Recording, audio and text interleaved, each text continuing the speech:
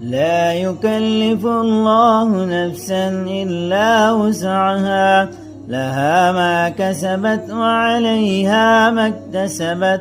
ربنا لا تؤاخذنا إن نسينا واخطأنا، ربنا ولا تحمل علينا إسرا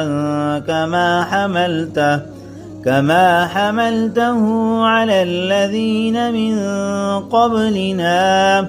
ربنا ولا تحملنا ما لا طاقة لنا به، واعف عنا واغفر لنا وارحمنا، أنت مولانا فانصرنا على القوم الكافرين.